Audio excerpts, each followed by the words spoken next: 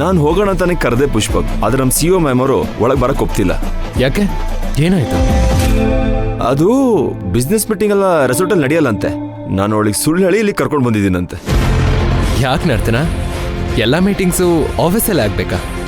Actually ಇಂಥ ಮೀಟಿಂಗ್ಗಳು resort ಹೋಟೆಲ್ಗಳಲ್ಲೇ ಆಗೋದು. ಅದು ಪುಷ್ಪಕ್ ಹಾಗಲ್ಲ. ಏನಾದರೂ ನಮಗೆ ಪ್ಲೇಸ್ ಮುಖ್ಯ ಅಲ್ಲ, ಬಿಸ್ನೆಸ್ ಅಷ್ಟೇ ಮುಖ್ಯ. ಡ್ಯಾಡ್ ಮೀಟಿಂಗ್ ಯಾರ ಜೊತೆ ಅಂತ ಹೇಳಿದಾರಲ್ವಾ? ಪುಷ್ಪಕ್ ಅಂಕಲ್ ನಂಗೆ ಕಾಲ್ ಮಾಡಿದಾಗ ಹೇಳ್ತಿದ್ರು, ಅವ್ರಿಗೆ ನಮ್ಮ ಕಂಪ್ನಿ ಪ್ರಾಡಕ್ಟ್ಸ್ ಎಲ್ಲ ಇಷ್ಟ ಆಗಿದೆಯಂತೆ, ಆ್ಯಂಡ್ ಇಲ್ಲೇ ಸಪ್ಲೈ ತೊಗೊಬೇಕಂತ ಯೋಚನೆ ಮಾಡಿದಾರಂತೆ. ಆ್ಯಂಡ್ ಈ ಬಿಸ್ನೆಸ್ ಎಲ್ಲ ನೀನೇ ಲೀಡ್ ಮಾಡ್ತಿದ್ಯಂತೆ. ಯಾ, ವಾವ್, ವೆರಿ ಇಂಟ್ರೆಸ್ಟಿಂಗ್ ಪುಷ್ಪಕ್, ತುಂಬ ಖುಷಿ ಆಗತ್ತೆ.